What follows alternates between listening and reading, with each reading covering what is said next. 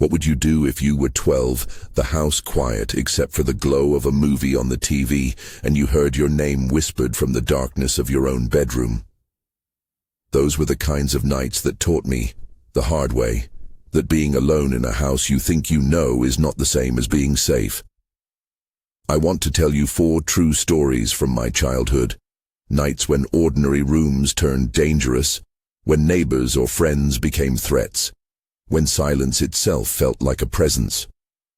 These are the nights that still make me check the locks twice, that make me pause at a window and remember a shadow, the nights that haunt me.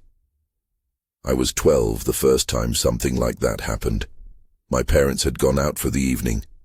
Zach, my older brother, 18 at the time, told me he'd be back late, said to lock up and not to worry.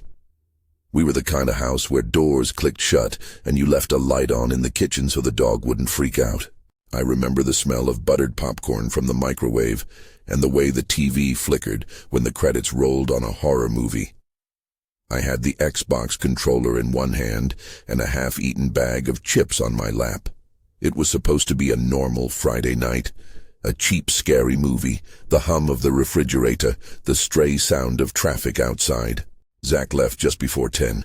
He tossed his keys to me like a joke, winked and said he'd be back around 2. I remember how long that seemed, whole hours to fill with dumb thrills. I turned up the movie louder than I should have, like volume could armor me. The house settled the way houses do. The pipes shifted, the heater clicked, a board moaned under some weight I assumed was the wind. At about midnight, the phone rang, and I ignored it because the caller ID was an ad. Then, later, a vibration at the front door like someone leaning against it, a soft thud that made the dog lift his head and whine, and then settle.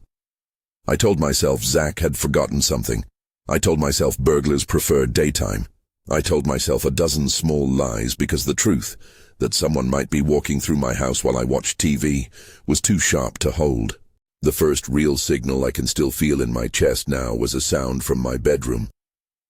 A soft step, the kind you make when you don't want the floorboard to complain. Not the living room, not the kitchen. Right there, where my backpack and clothes were flung over a chair.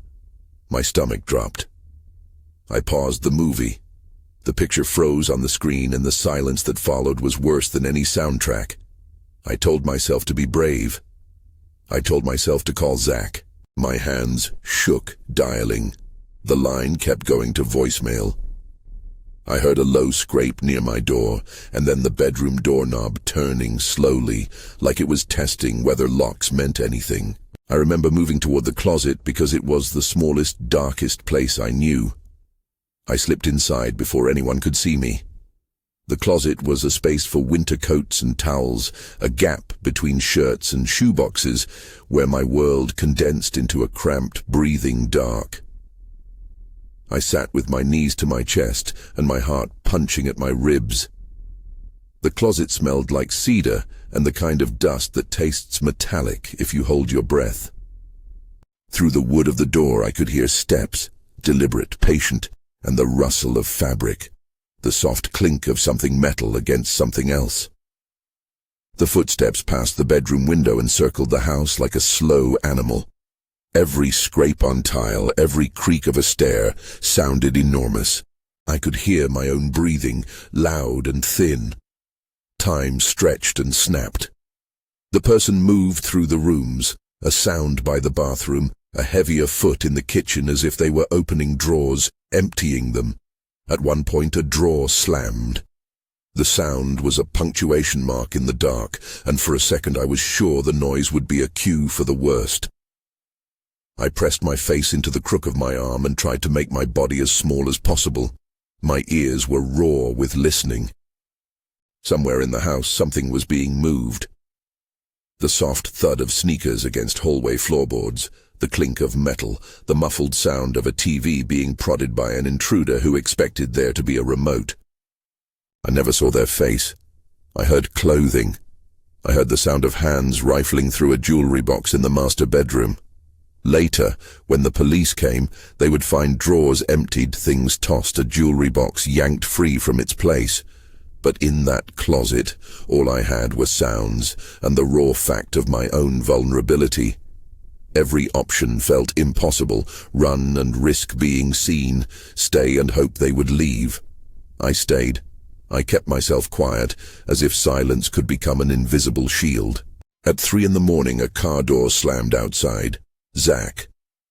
He came in like a blur, more annoyed than alarmed, and that annoyance nearly killed me with disbelief. He went around the house with a flashlight and an impatience that felt like betrayal. He found the ransacking and shouted for our parents. The adrenaline that had kept me small the whole night gave way to a shaking so hard my knees buckled. The police were called. Lights strobed through the curtains. My parents arrived, exhausted and furious with Zach for leaving me alone, terrified in a different kind of way. The officers asked questions I answered in a voice I didn't trust. They noted missing items, took inventory, gave me a plastic cup of water. They said they'd file a report. What happened after that, whether anyone was arrested, is indefinido in my memory. A lot of official things happened off stage. Paperwork, interviews, questions about whether doors were locked. At home, the loss was smaller and larger at once. Some pieces of jewelry gone, sure, but a sense of safety gone too. The aftermath lasted longer than the missing items. I learned to check every closet, every window. I woke up at night convinced I heard feet. Weekdays felt like waiting rooms. The fear was not just what could have happened in those hours, but the betrayal of the place that was supposed to protect me. I resented Zach in ways I still admit only to myself.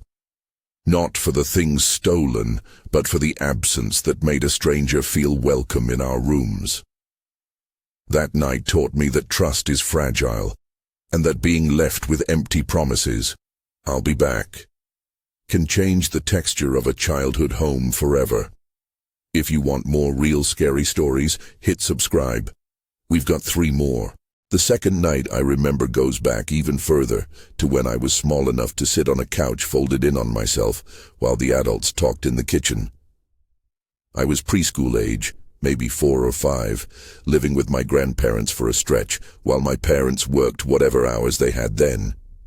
The house felt like a patchwork of voices. My grandfather's low hum, my grandmother's precise clatter of dishes, the radio always tuned to something familiar. There was a neighbor, David, a man everyone waved to, who mowed lawns and brought over spare parts when something needed fixing.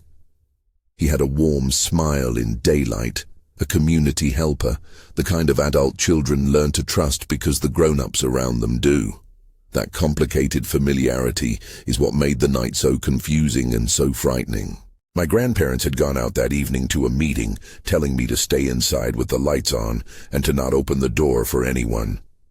I remember the kitchen clock ticking big seconds. I remember the smell of cinnamon rolls cooling on a plate and the way the house seemed to sleep with its lights half on. Then a knock at the door, a slow, insistent rhythm.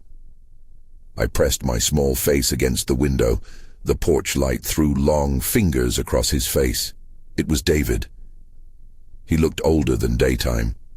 There was an oiliness to him, a sloppy shine that made me squint.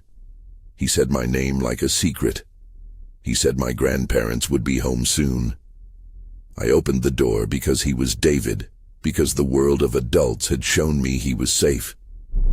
He stepped inside like he owned the place, like the threshold didn't belong to anyone but him. I remember the smell of alcohol, a sour, sharp sweetness that seems to live on in my memory like a stain. His voice was thick. He sat on the couch and said things adults say when they are trying to be friendly, and then his hands moved in ways that weren't jokes. He pulled something that gleamed in the low light.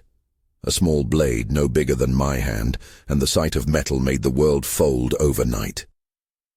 He told me to be quiet and to stay, and when I tried to move, my legs felt like lead. I don't remember feeling the fear as a clear thought then.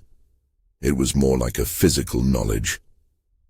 I pressed myself flat against the cushions, swallowed the taste of panic, and listened to my own breath. He leaned down close. He whispered something that wasn't a promise. He wanted me to be still. He wanted me to promise not to tell. I remember thinking about the way my grandmother's hands always smelled of dish soap and lemon, and I knew with a child's crooked logic that I must be bad if adults like him made me feel sick.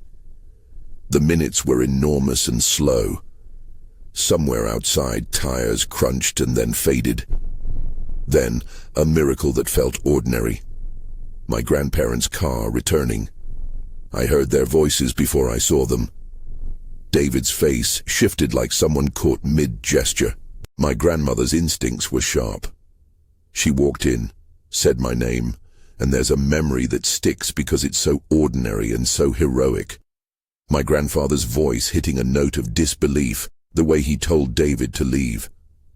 He was pushed out of the house by more than one adult, and the way he stumbled away felt like a bad ending. They didn't press it publicly, not in a way that our small town would notice, and there were no headlines. David disappeared from my life after that. Whether anyone called the police, or whether it was hushed up to preserve peace in the neighborhood. Indefinido. At home, life resumed a shape that was more careful.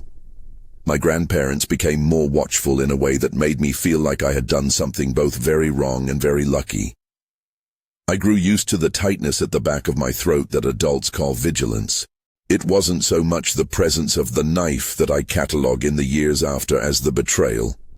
Trust is a currency in a small community. We buy and sell it without thinking. When someone who helped with a lawnmower shows up uninvited and dangerous, the ground shears under your feet. For a long time I hated the way we all smiled at neighbors in daylight. I hated the ease with which we let people cross thresholds. I learned that the people adults said were good could be wrong, and that made every knock at the door into a risk assessment I wasn't old enough to make. That loss of childhood certainty left an echo. The sound of a knock now carries a question mark. Not every threat comes from a stranger or a shadow. Sometimes the danger comes in a friend's laugh. When I was 15, it was spring break, and the world felt cheap and endless.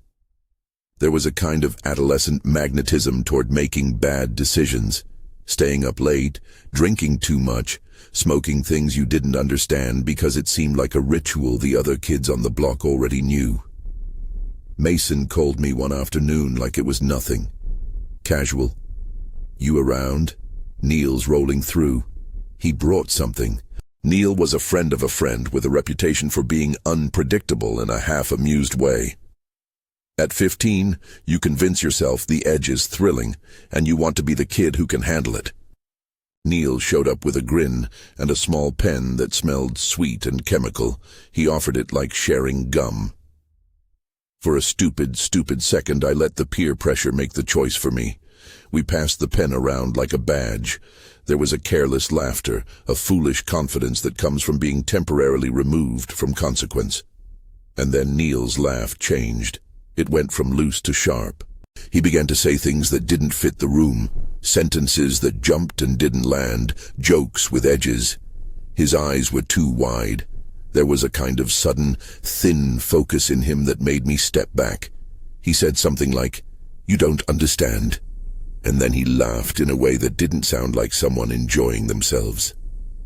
Within minutes he was pacing and muttering. He picked at a scab on his hand, started speaking in a rhythm, calling us names that didn't belong, making proclamations that were more like fissures opening inside his skull. My stomach lurched. The air felt wrong. Then he went toward the kitchen and stood there for a long time, like he was looking for something that wouldn't come. He opened the drawer, where my mom kept knives. The sight snapped something in me. He started to rattle a kitchen knife against the counter like a metronome. I remember the clink and the metallic taste in my mouth. It was the first time I knew, viscerally, how quickly a person could move from being a friend to being a threat. I didn't think in long plans. I thought in one clear instruction: keep him out of where he could hurt anyone. I locked the front door and the back door and jammed a chair against the kitchen handle, not because I had ever seen it in a movie, but because I could feel the way the world narrows when someone's hands are on a blade. Neil started to pound on the door, then to laugh like a man who has left the sky and is trying to remember how to land. He wanted back in.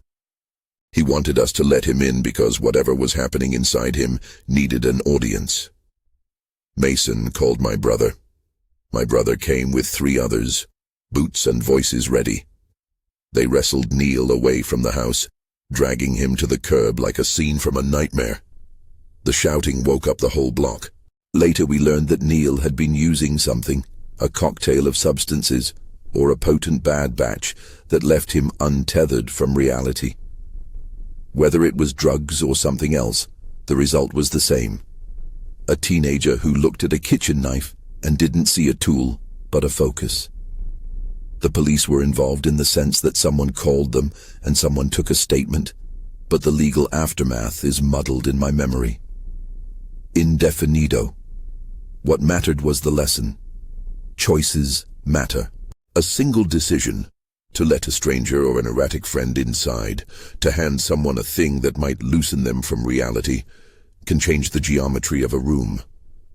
I also learned what vigilance really looks like.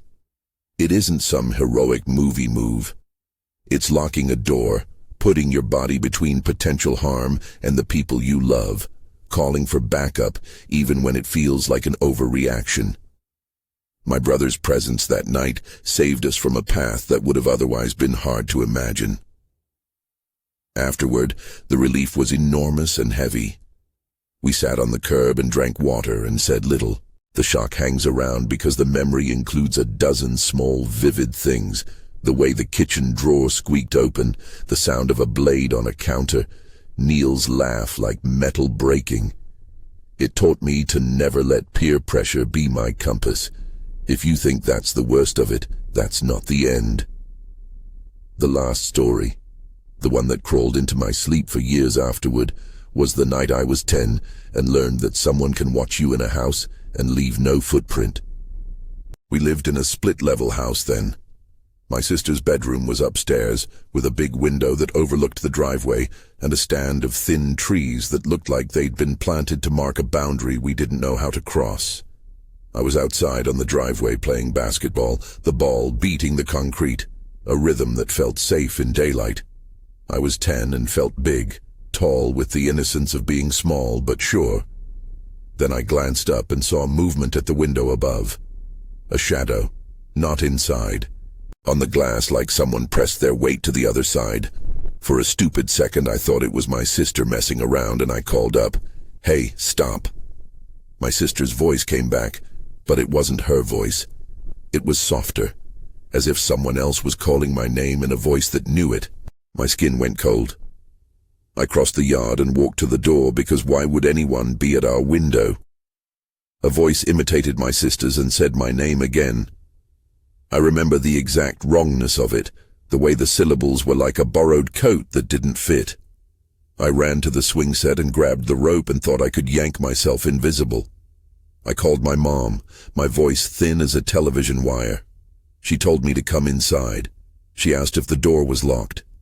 My answers were small. "We called the police because that's what you do when you feel watched like that." The officer who came tried to be gentle with a 10-year-old on the front step. He looked up. He called through the window.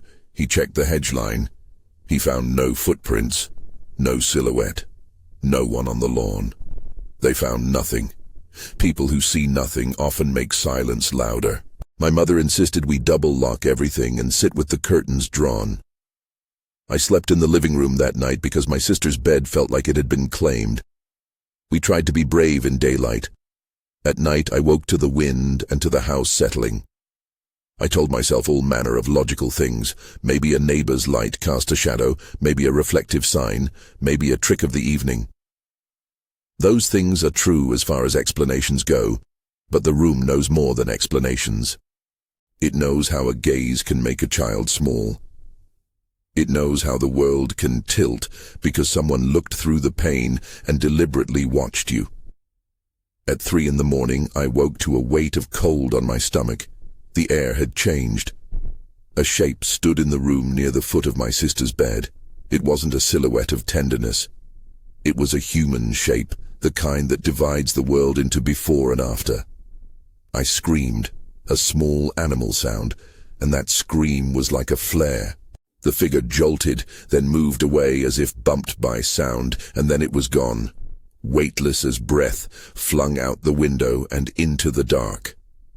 By the time my parents burst in and switched on lights, the room was ordinary, the bed made crooked from my half-sleep, a flashlight beam wandering like a curious insect.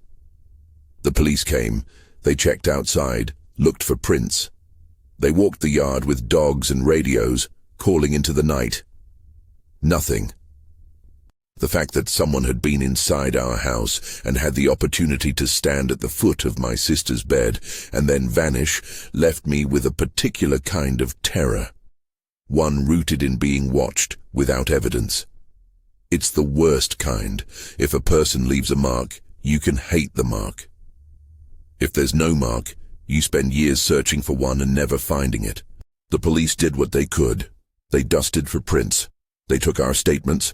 They left with a polite gravity and a radio clicking off in the cruiser. Whether anyone was ever questioned or whether anything was ever solved, indefinido. That ambiguity metastasized into a lesson that has nothing to do with policing and everything to do with perception. The invisible is the most invasive thing of all. The house kept the memory like a bruise. I learned to sleep with the light on sometimes. I learned to check windows at night like someone expecting a small betrayal. The image of a shadow at the window sits like a photograph in my head, grainy and frozen. And it visits me on clear nights when wind makes the trees applaud the house. All 4 of these nights are different shapes of the same fear. Sometimes it's the door you trusted. Sometimes it's a hand that used to bring you beer in the daytime. Sometimes it's a friend whose laughter fractures into something else. Sometimes it's a gaze you can't pin down. The thing they share is the sudden collapse of the ordinary, a kitchen table, a couch, a closet, a bedroom window. Those are places where we keep our lives and our small certainties, and when they are violated, the violation is less about stolen things and more about the theft of a feeling that you have a sanctuary. I don't tell these stories to terrify you without reason. I tell them because the texture of fear is instructive in a human way. We learn who we are by the things that nearly break us. I don't want to offer prescriptions. I'm not an expert on safety. But there is a truth that doesn't come from training manuals, but from lived experience. Boundaries matter, presence matters, and listening to a small voice in your gut matters. After the night with Zach, I stopped laughing off weird sounds. After David, I learned to trust my grandparents when they locked the door against someone the rest of the neighborhood waved to. After Neil, I stopped pretending that peer pressure was harmless. After the shadow at the window, I never assumed a dark glass was just glass. People ask later if I still get afraid. The answer is yes, in small ways. I still startle sometimes at an unexpected knock. I still find myself scanning windows when I pass houses at night. Fear becomes a flavor of your memory. It fades at times and sharpens at others. Sometimes it is a tool, sometimes it is an anchor. What stays with me most is not the violence that did or did not happen, but the way the house, a place that should be private, a container for small daily rituals, can be hollowed out by the idea that someone else might be inside, touching your things, lining up your nights like marbles to be moved. In each of these stories, the simplest domestic sounds were the most menacing.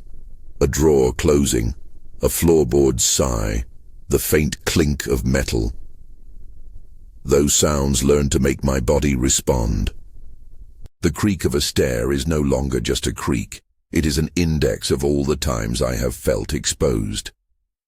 If you've ever been home alone and felt something was wrong, tell your story in the comments below. If any of these nights touched something in you, if they brought back your own long, quiet episodes, you're not alone, and your voice matters. If you liked this and want to hear more real stories like these, check out the playlist linked on the channel. And one last image to leave you with.